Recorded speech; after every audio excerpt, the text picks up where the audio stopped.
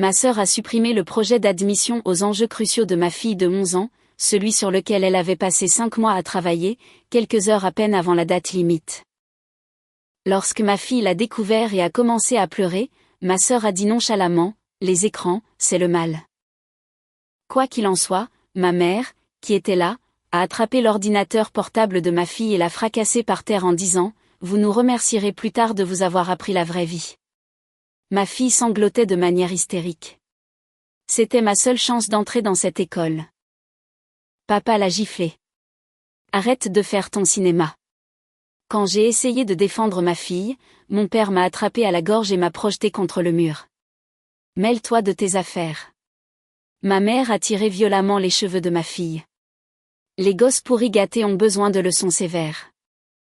Je n'ai pas crié en retour. Voici ce que j'ai fait. Et 3 semaines plus tard, leurs visages ont blêmi. Le son des cris de ma fille résonne encore parfois dans mon esprit. Pas les cris d'enfance normaux pour un genou écorché ou une nouvelle décevante, mais le hurlement primal et brut d'une dévastation authentique. Je peux encore voir son visage, pâle et frappé d'effroi, fixant l'écran vide où 5 mois de travail méticuleux venaient de s'évanouir. C'était censé être un dîner de célébration. Ma fille Nathalie travaillait sur son dossier d'admission pour l'Académie des sciences et des arts d'Ashford depuis septembre. Ce n'était pas n'importe quelle école. C'était l'une des institutions les plus prestigieuses du pays pour les enfants surdoués, avec un taux d'admission qui oscillait autour de 4%. Obtenir une place signifiait des bourses immenses, des relations et des opportunités qui pouvaient façonner toute une trajectoire de vie.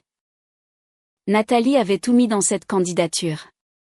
Le projet exigeait que les élèves démontrent une maîtrise dans plusieurs disciplines, une composante de recherche, une expression artistique, une analyse écrite et une présentation numérique.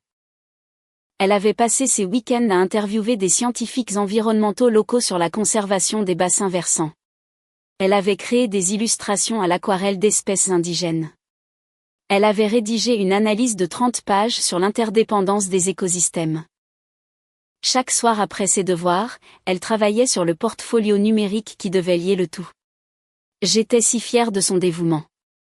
À 11 ans, elle comprenait la valeur de la gratification différée et de l'effort persistant d'une manière qui m'émerveillait.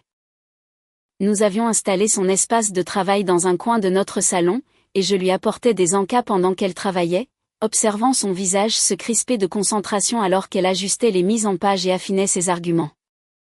La date limite était le 15 mars à minuit. Nous avions prévu un dîner en famille le 14 mars pour célébrer l'achèvement de son travail. Juste une dernière relecture, une dernière sauvegarde, puis elle soumettrait son dossier. Ma sœur Ashley avait insisté pour venir avec nos parents. J'aurais dû savoir qu'il ne fallait pas accepter. Ashley et moi avions toujours eu une relation compliquée. Elle avait 2 ans de moins que moi, était perpétuellement célibataire et profondément investie dans des philosophies de vie alternatives qui changeaient tous les quelques mois. L'année dernière, c'était le végétalisme cru. Avant ça, le minimalisme. Actuellement, elle menait une croisade anti-technologie qu'elle abordait avec une ferveur évangélique. J'avais préparé un rôti de bœuf, le plat préféré de Nathalie. Tout le monde s'est rassemblé autour de notre table à manger, moi, Nathalie, Ashley et nos parents, Gloria et Kenneth. L'atmosphère était tendue dès le début. Ashley n'arrêtait pas de jeter des regards désapprobateurs au sac de l'ordinateur portable de Nathalie. « Tu travailles encore sur ce projet d'écran ?» demanda Ashley, son ton dégoulinant de jugement. « J'ai terminé ce matin », dit fièrement Nathalie. « Je dois juste faire une dernière sauvegarde après le dîner, puis le soumettre. » 5 mois à fixer un écran, marmonna Ashley. Ce n'est pas une enfance, ça. C'est de l'emprisonnement numérique. Je sentis ma mâchoire se crisper. Elle a travaillé incroyablement dur. Cela pourrait changer tout son avenir scolaire. Ma mère, Gloria, posa sa fourchette avec une force délibérée. De mon temps, les enfants jouaient dehors. Ils utilisaient leur imagination. Ils n'avaient pas besoin d'école chic ou de projets informatiques. Les temps ont changé, maman, dis-je prudemment. L'éducation a évolué. Évolué pour transformer les enfants en zombies d'écran, ajouta mon père, Kenneth. Ta sœur a raison. J'essayais de détourner la conversation, posant des questions sur la partie de golf de mon père, mais le mal était fait. Le reste du dîner se déroula dans un silence quasi inconfortable, ponctué uniquement par le bruit des couverts contre les assiettes. Après avoir fini de manger, Nathalie s'excusa pour aller aux toilettes. C'est à ce moment-là que j'ai entendu le premier bruit. J'ai couru vers le salon et j'ai trouvé Ashley tenant l'ordinateur portable de Nathalie, son doigt planant au-dessus de la touche supprimée. L'écran affichait le dossier du projet de Nathalie, et j'ai regardé avec horreur le doigt d'Ashley descendre. « Qu'est-ce que tu fais ?» ai-je crié. « Je la sauve, » dit calmement Ashley. La barre de progression de la suppression est apparue. 5 mois de travail, disparaissant en quelques secondes. Nathalie sortit du couloir juste à temps pour voir le dossier s'évanouir. Le son qu'elle émit était inhumain, un hoquet étranglé qui se transforma en un sanglot qui secoua tout son corps. Non, non, non, non, non. Elle se jeta sur l'ordinateur, mais Ashley le garda hors de sa portée. S'il te plaît, rends-le-moi. Je peux l'annuler. Je peux. Les écrans, c'est le mal de toute façon, dit Ashley avec une désinvolture exaspérante, comme si elle commentait la météo. Ma mère se leva, le visage tordu par une colère vertueuse. Avant que je puisse réagir, elle arracha l'ordinateur portable des mains d'Ashley et le leva au-dessus de sa tête. Tout sembla se dérouler au ralenti alors qu'elle l'abattait violemment sur notre parquet. Le craquement assourdissant du plastique et du métal se brisant fut assourdissant. Tu nous remercieras plus tard de t'avoir appris la vraie vie, cria Gloria par-dessus les sanglots hystériques de Nathalie. Ma fille tomba à genoux, essayant de rassembler les morceaux brisés, ses mains tremblant si fort qu'elle pouvait à peine les saisir. Les larmes coulaient sur son visage. C'était ma seule chance d'entrer dans cette école. Sa voix se brisait à chaque mot. J'ai travaillé si dur. J'ai travaillé si dur. Je me suis avancée pour la prendre dans mes bras, la rage et l'instinct de protection m'envahissant, mais mon père s'interposa. Sa main est sortie de nulle part, frappant Nathalie au visage avec assez de force pour faire basculer sa tête sur le côté. Arrête de faire ton cinéma. L'empreinte rouge de sa main apparut instantanément sur sa joue. Elle se figea, trop choquée pour même pleurer, touchant simplement son visage avec des doigts tremblants. Quelque chose de primal a pris le dessus. J'ai bousculé mon père et me suis placée entre lui et ma fille. Sortez tous. Sortez de ma maison. Maintenant. Le visage de mon père devint violet. Sa main jaillit et se referma sur ma gorge, et soudain mon dos heurta le mur si fort que des photos encadrées tombèrent et se brisèrent autour de nous. Sa prise se resserra, me coupant le souffle. Mêle-toi de tes affaires. Je ne pouvais plus respirer. Des points noirs dansaient au bord de ma vision. À travers le sifflement dans mes oreilles, j'entendis Nathalie crier « Lâchez-la ! Lâchez ma mère !» Ma mère attrapa une poignée de cheveux de Nathalie et lui tira violemment la tête en arrière. Les gosses pourris gâtés ont besoin de leçons sévères. Tout en moi voulait crier, me battre, les jeter dehors physiquement. Mais alors que la prise de mon père se desserrait juste assez pour que je puisse reprendre mon souffle, un autre instinct a pris le dessus. J'avais grandi avec ces gens. Je savais que les réactions explosives ne faisaient qu'alimenter leur sentiment de justification. Ils me dépeindraient comme hystérique, instable, une mauvaise mère incapable de gérer la critique. Alors, à la place, je suis devenue très, très calme. Vous avez raison, ai-je chuchoté, les mots ayant un goût de poison. Vous avez absolument raison. La main de mon père tomba, la confusion vacillant sur son visage. Ma mère relâcha les cheveux de Nathalie. Ashley se tenait en arrière-plan, l'air étrangement satisfaite. Nous en reparlerons quand tout le monde sera plus calme, dis-je doucement. Je pense que vous devriez partir maintenant. Ils sont partis, pensant probablement qu'ils avaient gagné. Qu'ils avaient réussi à inculquer une leçon importante sur le matérialisme, les écrans et les échecs de la parentalité moderne. Dès que la porte s'est fermée, j'ai pris Nathalie dans mes bras. Elle s'est accrochée à moi, pleurant toujours, tout son corps tremblant. L'empreinte sur son visage commençait déjà à virer au bleu. Je suis tellement désolée, lui ai-je murmuré dans les cheveux. Je suis tellement, tellement désolée. 5 mois, sanglota-t-elle. Tout a disparu. La date limite est demain. Je ne peux pas. Je ne peux pas. Je me suis reculée et j'ai regardé dans ses yeux rougis. Écoute-moi. As-tu des sauvegardes sur le cloud? Des brouillons de mai? N'importe quoi. Elle secoua la tête misérablement. Ashley m'a fait supprimer tout mon stockage cloud le mois dernier. Elle disait que ça envahissait ma vie privée et que ça nourrissait les entreprises avec nos données. Elle m'a regardé tout supprimer. J'allais faire une sauvegarde sur un disque dur externe ce soir. Bien sûr. La croisade anti-technologie d'Ashley avait parfaitement préparé le terrain. D'accord, dis-je, forçant ma voix à rester stable. D'accord, nous allons trouver une solution. Nous avons passé les 6 heures suivantes à tenter une récupération de données. J'ai appelé toutes les lignes d'assistance technique que j'ai pu trouver. Nous avons essayé de connecter le disque dur endommagé à un autre ordinateur avec des câbles spécialisés, mais l'impact physique avait corrompu le disque au-delà de ce que les méthodes grand public pouvaient réparer. Les services professionnels de récupération de données demandaient des milliers de dollars sans garantie de succès, et de toute façon, nous avions déjà manqué la date limite. À 23h47, 13 minutes avant l'échéance, Nathalie a finalement accepté que le projet était vraiment perdu. Elle s'est assise par terre, entourée de fragments d'ordinateurs portables et de mouchoirs froissés, paraissant plus petite que jamais. « Je n'irai pas à Ashford, dit-elle doucement. C'était ma seule chance. Je voulais lui dire que tout irait bien, que d'autres opportunités se présenteraient, mais les mots restaient coincés dans ma gorge. Elle avait raison. Le cycle d'admission d'Ashford n'avait lieu qu'une fois par an. L'année prochaine, elle serait trop âgée pour ce programme particulier. Je l'ai aidée à se coucher, lui ai apporté de l'eau et un analgésique pour le mal de tête causé par les pleurs, et je suis restée avec elle jusqu'à ce qu'elle tombe enfin dans un sommeil épuisé. Ensuite, je suis allée dans le salon, j'ai regardé les débris de ce qui avait été ses rêves, et quelque chose en moi s'est cristallisé en une clarté froide et parfaite. Je ne les ai pas appelés. Je n'ai pas envoyé de SMS. J'ai passé les 18 heures suivantes à tout documenter. J'ai photographié le visage contusionné de Nathalie sous plusieurs angles, avec horodatage. J'ai photographié l'ordinateur portable détruit.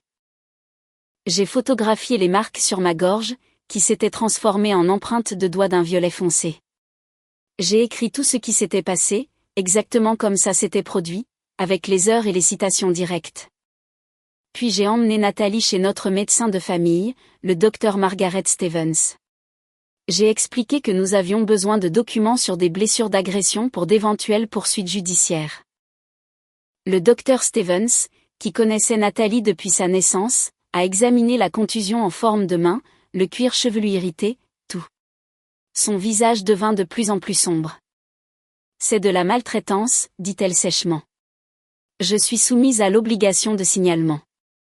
Je dois déposer un rapport auprès des services de protection de l'enfance. Je comprends, dis-je. J'aimerais aussi avoir cela par écrit, s'il vous plaît. J'ai également demandé des copies de toute la documentation médicale. Le docteur Stevens fut minutieuse. Le rapport détaillait non seulement les blessures physiques, mais aussi l'état émotionnel de Nathalie, qu'elle a classé comme une réaction de stress aigu. Mon téléphone a commencé à sonner ce soir-là. D'abord Ashley, puis ma mère, puis mon père. J'ai laissé chaque appel aller sur la messagerie vocale. Les messages ont commencé par être inquiets, puis irrités, puis furieux. Au 3e jour, ma mère laissait de longues diatribes sur le manque de respect et les valeurs familiales. Je n'ai pas répondu.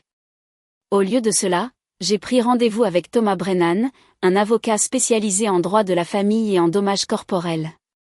Je lui ai tout apporté. Photos, rapports médicaux, mon compte-rendu écrit, le rapport de police que j'avais déposé pour agression et destruction de biens. Le détective qui a pris mon premier rapport avait été professionnel mais quelque peu sceptique au début. L'officier James Mitchell m'a rencontré au poste le matin après l'incident. J'avais appelé à l'avance et expliqué que la situation impliquait des violences familiales et la destruction de biens.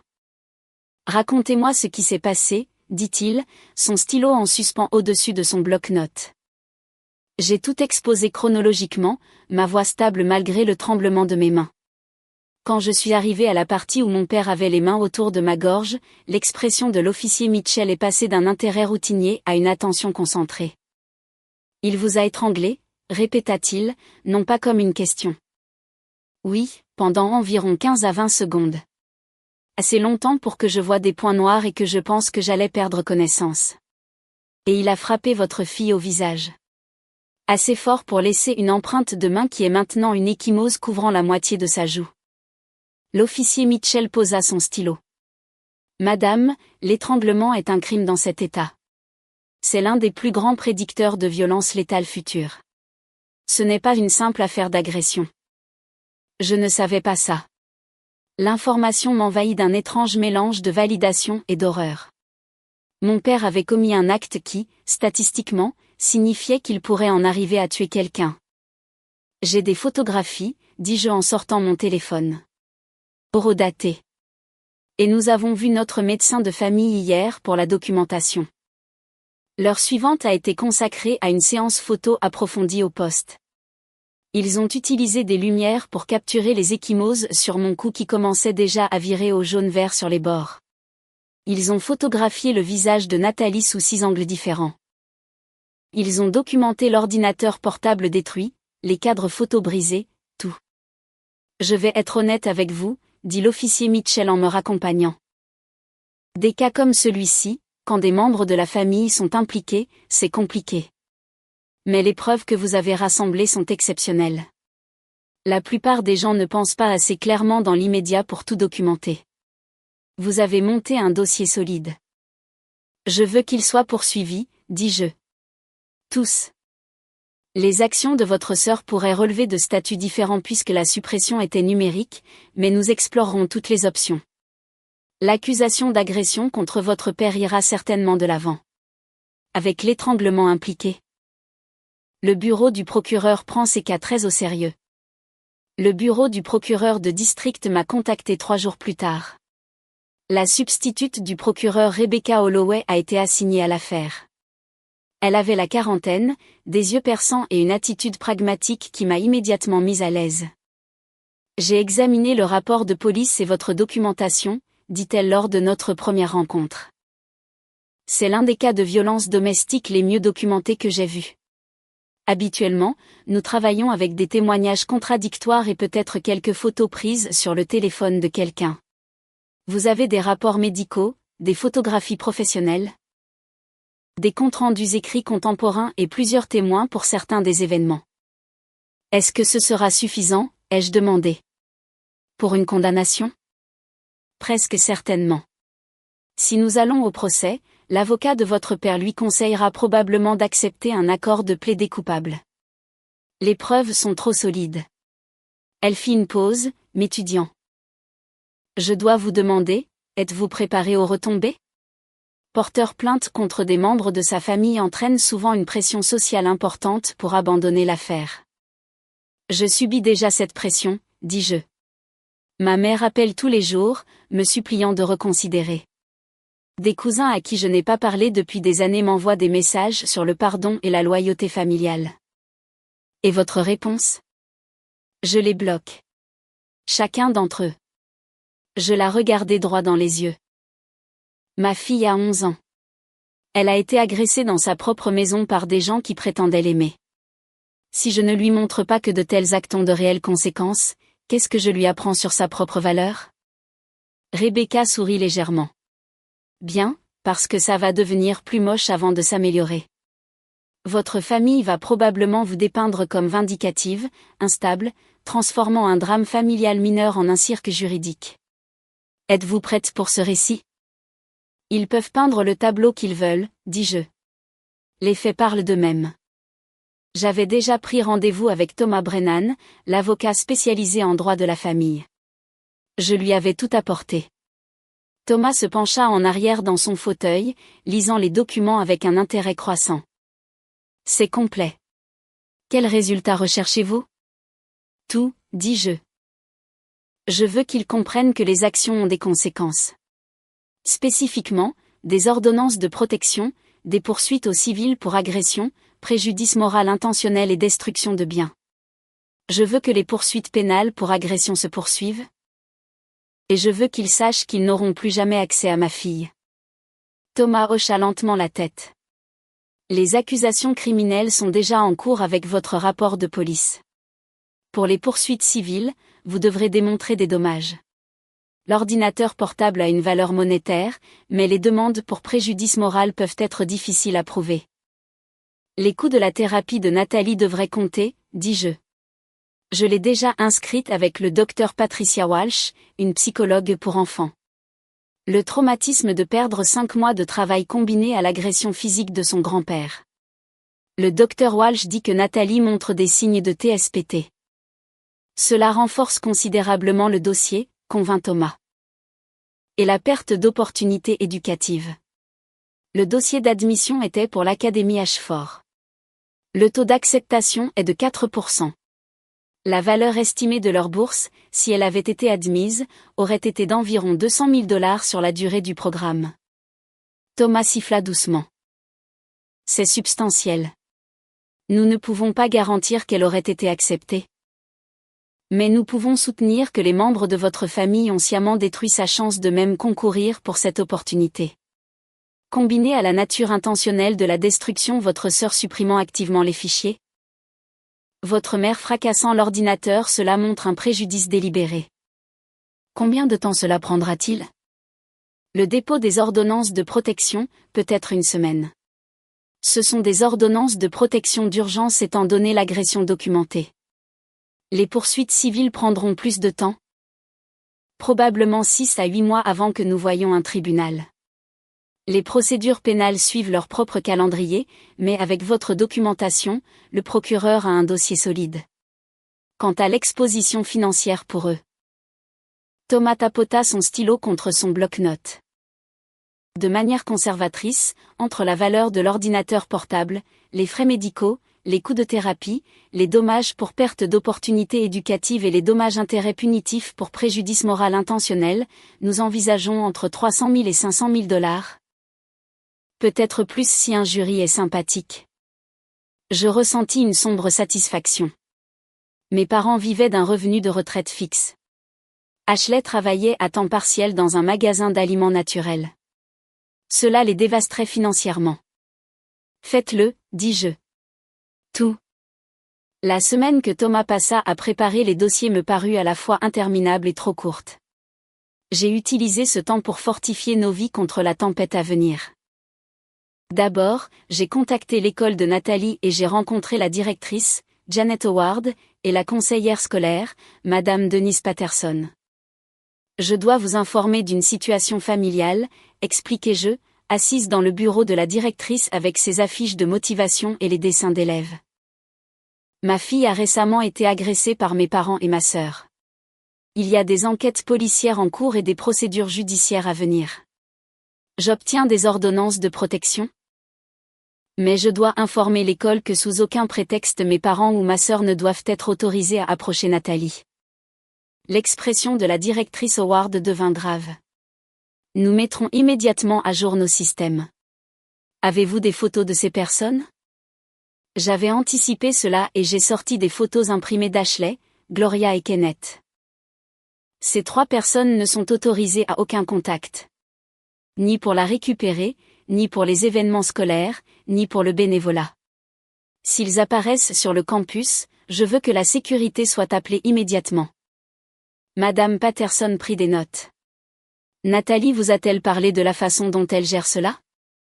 Elle voit une psychologue pour enfants 2 fois par semaine, le docteur Patricia Walsh. Je peux vous fournir ses coordonnées si vous souhaitez coordonner le soutien. Ce serait utile, dit doucement Madame Patterson. Le traumatisme se manifeste souvent de manière inattendue à l'école. Des changements dans les performances scolaires, un retrait social, des explosions émotionnelles. Nous la surveillerons de près et vous informerons si nous observons des changements préoccupants. Il y a une autre chose, ajoutai-je. L'incident qui a déclenché tout cela impliquait la destruction d'un projet scolaire majeur sur lequel Nathalie travaillait depuis 5 mois. Elle aura besoin d'un peu de souplesse pendant qu'elle digère cette perte. Le projet était pour une admission dans une école extrêmement compétitive. Et le perdre signifie qu'elle a perdu cette opportunité. La directrice Howard hocha lentement la tête.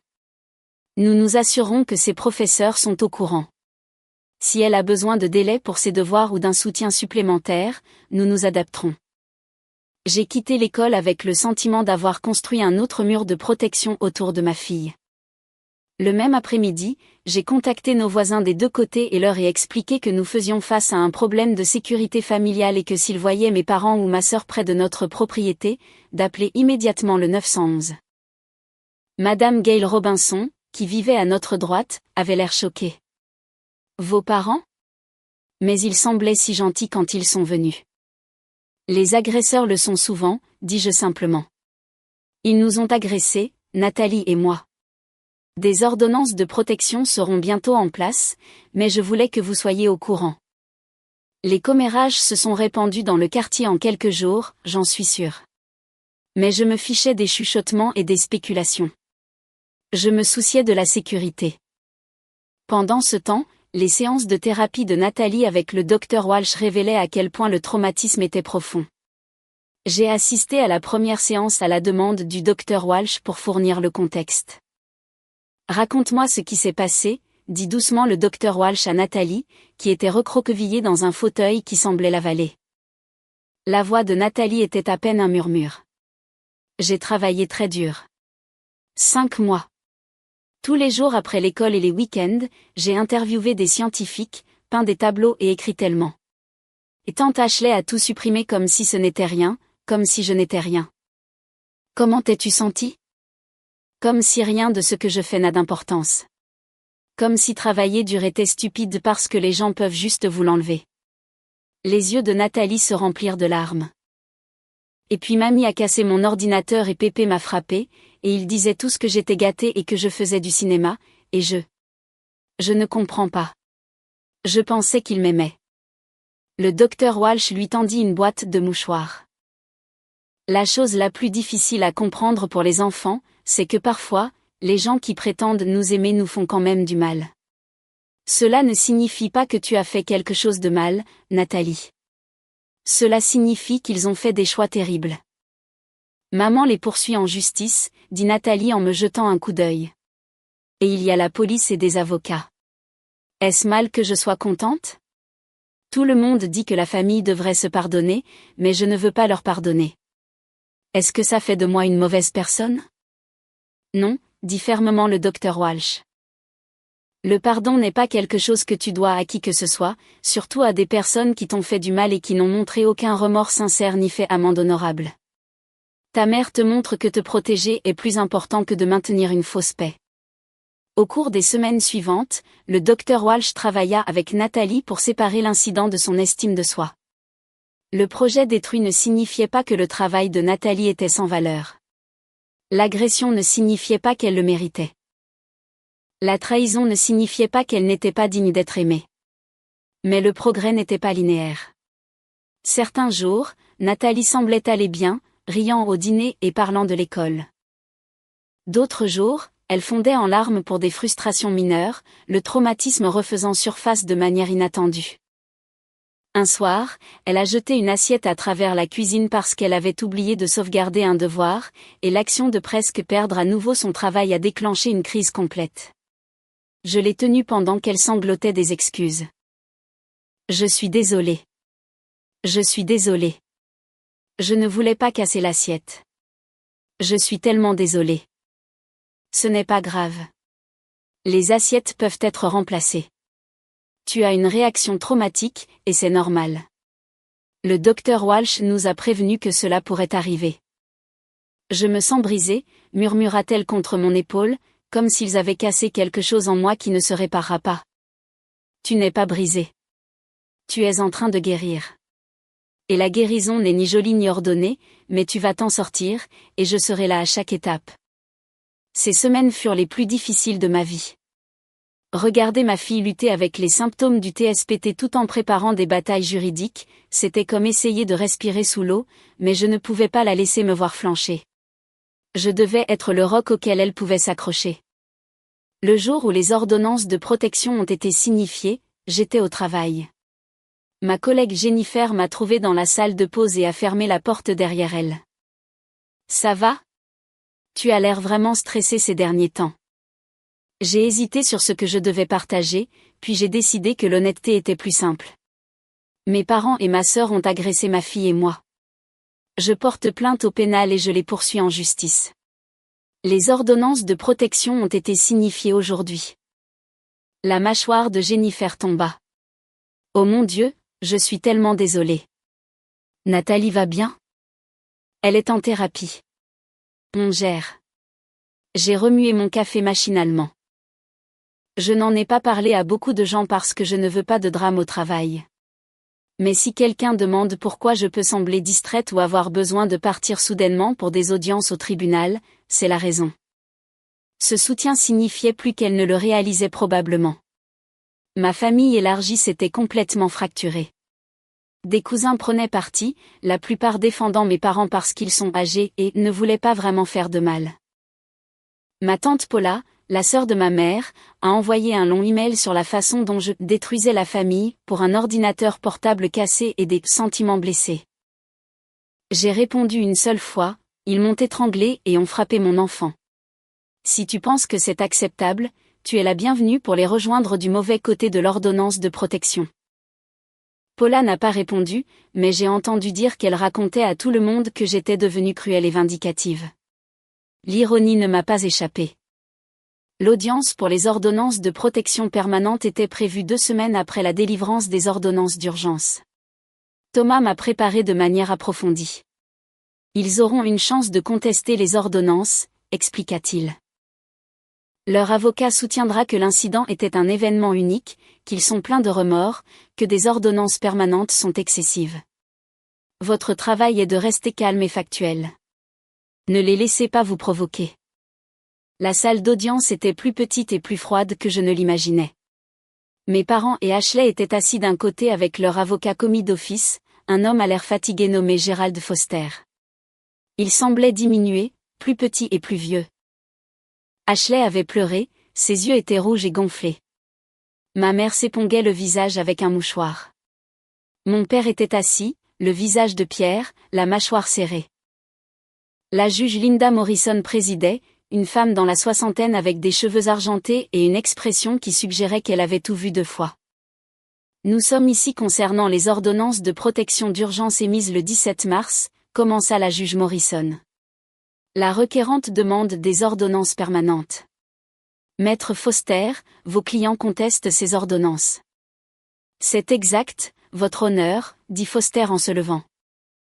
Bien que mes clients reconnaissent qu'une altercation familiale regrettable a eu lieu, ils maintiennent que l'incident a été grandement exagéré. Ce sont des parents âgés et une tante concernée qui ont pris une décision certes mauvaise dans le feu de l'action. Ils sont profondément pleins de remords et n'ont aucun antécédent de violence. Des ordonnances de protection permanente seraient inutilement punitives. Thomas se leva. Votre honneur, la requérante dispose d'une documentation complète de ce que les intimés qualifient d'altercation regrettable. Avec la permission de la Cour, j'aimerais présenter ces preuves. Les 30 minutes suivantes furent atroces. Thomas afficha les photos de mon cou contusionné, les marques d'empreintes violettes clairement visibles. Les photos du visage de Nathalie avec l'ecchymose en forme de main. Le rapport médical du Dr Stevens avec des descriptions cliniques de blessures par strangulation et de traumatismes contondants au visage. Ma mère se mit à pleurer plus fort. Ashley regardait le sol. L'expression de mon père ne changea jamais. Les intimés n'ont pas simplement eu un moment d'égarement, plaida Thomas. Ils ont systématiquement détruit le projet scolaire de 5 mois d'un enfant, l'ont agressée quand elle s'est mise en colère, puis ont attaqué physiquement la mère de l'enfant quand elle a tenté d'intervenir. L'intimé, Kenneth Hoffman, a étranglé Madame Taylor jusqu'à ce qu'elle voie des points noirs. L'intimé, Gloria Hoffman, a arraché des mèches de cheveux de l'enfant. Ce ne sont pas les actions de membres de la famille aimant qui passent une mauvaise journée. Ce sont des agressions violentes. La juge Morrison étudia les photos un long moment. Maître Foster, votre client Kenneth Hoffman conteste-t-il le fait qu'il a étranglé la requérante? Foster s'entretint avec mon père. Mon client déclare qu'il l'a maîtrisé mais n'avait pas l'intention de causer de blessures. L'étranglement jusqu'à ce que la victime voie des points noirs n'est pas de la maîtrise, maître Foster, c'est une agression criminelle. Elle se tourna vers ma famille. L'un de vous souhaite-t-il s'adresser à la cour? Ma mère se leva en tremblant. Votre honneur, nous aimons tellement notre petite fille. Nous essayons juste de lui inculquer de meilleures valeurs. Sur les écrans. Nous n'avons jamais voulu faire de mal à personne. Nous sommes tellement désolés. Êtes-vous désolé de leur avoir fait du mal, ou désolé de faire face aux conséquences, demanda sèchement la juge Morrison. Ma mère hésita, et cette hésitation dit tout à la juge. Les ordonnances de protection permanente sont accordées, déclara la juge. Les intimés ont l'interdiction de s'approcher à moins de 150 mètres de la requérante et de l'enfant mineur, de toute forme de contact direct ou indirect, et de faire toute déclaration publique à leur sujet. Ces ordonnances resteront en vigueur indéfiniment. Toute violation entraînera une arrestation immédiate. Elle marqua une pause. J'ordonne également aux 3 intimés de suivre des programmes de gestion de la colère et d'éducation sur la violence familiale. Monsieur Hoffman, compte tenu de l'accusation d'étranglement à laquelle vous faites face au pénal, vous subirez également une évaluation pour délinquants en matière de violence domestique. Cette cour estime que les intimés représentent une menace crédible. Le marteau tomba avec un bruit sec et décisif. 3 semaines après l'incident, Thomas avait tout déposé simultanément. Et c'est là que j'ai eu la première violation. Ma mère a appelé mon portable 3 jours après la signification des ordonnances. S'il te plaît, dit-elle, la voix brisée. S'il te plaît, tu dois abandonner tout ça. Ils disent que ton père pourrait aller en prison. Nous perdrons tout si tu nous poursuis en justice. S'il te plaît, nous sommes une famille. J'ai immédiatement raccroché et appelé Thomas. L'audience pour outrage à magistrat a abouti à un avertissement pour Gloria et à une ordonnance plus stricte. 2 semaines plus tard, ma mère a réessayé par l'intermédiaire de ma tante Paula. Autre signalement de violation. Autre audience. Cette fois, la juge Morrison fut moins clémente. Madame Hoffman, vous semblez croire que ces ordonnances sont des suggestions. La prochaine violation vous vaudra un séjour en prison. Compris? Gloria hocha la tête, les larmes coulant sur son visage. Après ça, les contacts ont cessé, mais la pression financière ne faisait que commencer. Pendant un instant, je me suis presque sentie coupable. Puis je me suis souvenu de la main de mon père sur ma gorge. De ma mère arrachant les cheveux de Nathalie, de la désinvolture d'Ashley. Ma mère a rappelé des semaines plus tard, via un numéro masqué. Ashley se fait expulser, sanglota-t-elle. Elle ne peut pas se payer un avocat. Elle va tout perdre. Ashley, il s'est avéré, avait également été nommée dans ma réclamation d'assurance habitation pour la destruction de l'ordinateur portable. La compagnie d'assurance la poursuivait pour le paiement qu'elle m'avait versé. Entre ça et sa part dans le procès civil, elle a fait faillite en un mois. Je dois y aller, dis-je. N'appelle plus ce numéro où je devrais signaler la violation de l'ordonnance de protection. J'ai raccroché. Mes mains tremblaient, mais pas de peur ou de culpabilité. De soulagement. L'affaire pénale a avancé plus vite que prévu. On a offert à mon père un accord de plaider coupable d'agression, accepter une probation et une gestion de la colère obligatoire, ou aller au procès et risquer la prison. Son avocat lui a apparemment conseillé que les preuves photographiques rendaient la lutte contre les accusations essentiellement vaines. Kenneth a accepté l'accord. Il a maintenant une condamnation pour agression à son casier. Le procès civil a pris 8 mois pour atteindre les négociations de règlement. L'avocat de mes parents, un défenseur public commis d'office, est devenu de plus en plus pâle au fur et à mesure de la présentation de Thomas. Mes clients aimeraient proposer un règlement, a finalement dit l'avocat. Le montant final du règlement était de 437 000 $, à payer conjointement par les 3 accusés. Comme aucun d'eux n'avait cet argent, le juge l'a structuré sous forme de saisie sur les salaires et les revenus de retraite pour les 15 prochaines années. Mes parents ont vendu leur maison. Ils louent maintenant un petit appartement et travaillent à temps partiel, la majeure partie de leurs revenus combinés allant me payer jusqu'en 2040. Ashley a déménagé dans un autre état, enchaînant les petits boulots, son salaire étant saisi avant même qu'elle ne le voie. Mais l'argent n'a jamais été vraiment le but. Le vrai but est apparu environ 6 mois après le début de tout ça, alors que Nathalie et moi dînions ensemble. Elle voyait le docteur Walsh 2 fois par semaine, digérant lentement le traumatisme. Elle avait recommencé à sourire, reconstruisant prudemment sa confiance. « Maman, dit-elle soudainement. J'ai travaillé sur quelque chose. » Elle sortit un dossier en papier, pas numérique. À l'intérieur se trouvaient des croquis, des notes, des matériaux de recherche. Le docteur Walsh a dit que je devrais essayer de me réapproprier ce qui s'est passé. Pas l'oublier, mais le transformer. Alors, j'ai développé un nouveau projet. Sur quoi, demandai-je prudemment. Sur le traumatisme familial et la résilience. Sur la façon dont les enfants se remettent de la trahison des personnes qui sont censées les protéger. Sur la documentation, la justice et le fait de s'exprimer quand les adultes vous laissent tomber. Mes yeux se sont remplis de larmes. Nathalie, c'est. Je vais le soumettre l'année prochaine à Ashford pour leur programme de collège. Le docteur Walsh dit que ce qui m'est arrivé et la façon dont nous l'avons géré me donne en fait une perspective unique. Elle dit que transformer la douleur en prise de conscience est l'une des choses les plus puissantes que les humains puissent faire.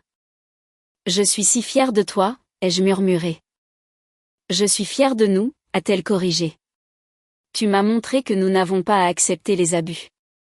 Que se défendre n'est pas cruel, même quand les gens le disent. Que se protéger soi-même et les personnes qu'on aime vaut tout. Elle a soumis ce projet 14 mois après la date limite initiale. La dissertation de sa candidature décrivait ce qui s'était passé, non pas avec des détails macabres, mais avec honnêteté. Elle a écrit sur la perte et la guérison, sur la différence entre le pardon et la responsabilité, sur la reconstruction de la confiance en soi après que des adultes l'aient trahi. L'Académie Ashford l'a acceptée pour son programme de collège avec une bourse complète. La lettre est arrivée 13 mois après cette nuit terrible. Nathalie l'a ouverte, a lu la première ligne et a éclaté en sanglots. Mais cette fois, c'étaient des larmes de joie et de justification. Je l'ai fait, dit-elle, riant et pleurant en même temps. Maman, je l'ai vraiment fait. Nous avons célébré cette nuit-là. Juste nous deux. Pas de famille élargie, car nous n'avons plus de famille élargie. Nous avons l'une l'autre. Nous avons la sécurité. Et nous avons la certitude que la cruauté ne reste pas impunie simplement parce qu'elle vient de parents. Parfois, je me demande si je suis allée trop loin. La pensée me frappe généralement tard dans la nuit. Puis je me souviens du visage de Nathalie ce soir-là. La trahison, la dévastation, la douleur physique. Je me souviens des mains de mon père sur ma gorge. Je me souviens de ma mère arrachant les cheveux de ma fille en la traitant de gosse pourri gâté. Et je dors très bien. Mon ancienne famille essaie parfois de prendre contact par le biais de connaissances communes. Le message est toujours une variation de « assez de temps à passer » ou « la famille devrait pardonner ». Ces gens ne semblent pas comprendre que le pardon n'est pas la même chose que la réconciliation. Je peux leur pardonner d'être des personnes abîmées qui blessent les autres. Je n'ai pas à leur donner une autre occasion de faire du mal à ma fille. Les ordonnances de protection sont permanentes. Les jugements financiers les suivront pendant 15 ans. La condamnation pour agression de Kenneth est à vie. Ce ne sont pas des punitions que j'ai créées par vengeance. Ce sont les conséquences juridiques naturelles de leur choix. Le mois dernier, Nathalie a commencé à Ashford. Elle s'épanouit. Ses professeurs la décrivent comme exceptionnellement mûre, concentrée et déterminée. Elle parle déjà de ses objectifs de projet à long terme, des recherches qu'elle veut poursuivre, de la personne qu'elle veut devenir. Rien de tout cela ne serait arrivé si j'avais simplement accepté ce que ma famille a fait. Si j'avais fait la leçon à Nathalie sur le pardon et le fait de tourner la page. Si j'avais privilégié l'harmonie familiale à la justice et à la sécurité. 3 semaines après l'incident, lorsque ces ordonnances de protection ont été signifiées et les poursuites engagées, les visages de ma famille ont blêmi. Ils ont soudain compris que je n'allais pas laisser passer ça, que leurs actions avaient des conséquences permanentes, que la violence et la destruction ne se balaient pas sous le tapis simplement parce qu'on partage le même ADN. L'audience de plaider coupable de mon père a été la première fois que je le voyais depuis cette nuit horrible. Il avait visiblement vieilli. La juge a examiné les termes de l'accord, puis s'est tournée vers lui. Monsieur Hoffman, comprenez-vous qu'en plaidant coupable, vous admettez le crime d'agression? Oui, votre honneur, dit-il doucement. Le tribunal exige une allocution. Dans vos propres mots, décrivez ce que vous avez fait. La mâchoire de Kenneth travailla un instant. Finalement, d'une voix à peine audible, il dit « J'ai attrapé ma fille par la gorge et je l'ai étranglée. J'ai frappé ma petite fille au visage. » Parlez plus fort, monsieur Hoffman. Le visage de Kenneth devint rouge, mais il éleva la voix. J'ai étranglé ma fille. J'ai frappé ma petite fille de 11 ans assez fort pour laisser des bleus. J'ai fait ces choses. Le marteau est tombé. Mon père était désormais un criminel condamné. La phase de déposition du procès civil a été envahissante. L'avocat de ma famille, Peter Whitmore, a exigé tous les dossiers, l'historique scolaire complet de Nathalie, mes dossiers d'emploi, même mes publications sur les réseaux sociaux des 3 dernières années. Il cherchait n'importe quoi pour me dépeindre comme instable ou Nathalie comme déjà perturbée. Lors de ma déposition, il a posé des questions insidieuses. Madame Taylor. Les enfants sont résilients, n'est-ce pas? Comment savez-vous que l'état émotionnel de Nathalie n'est pas lié à d'autres facteurs de stress, peut-être une instabilité dans votre foyer? Êtes-vous en train de suggérer qu'être étranglé par son grand-père et frappé au visage est moins traumatisant que les drames de collège, intervint Thomas. J'ai gardé mon sang-froid. Vous pouvez essayer de recadrer cela comme vous le souhaitez. Les faits sont simples. Vos clients ont détruit 5 mois de travail de ma fille, l'ont frappée quand elle a pleuré, m'ont étranglé quand je suis intervenu. Et lui ont arraché les cheveux.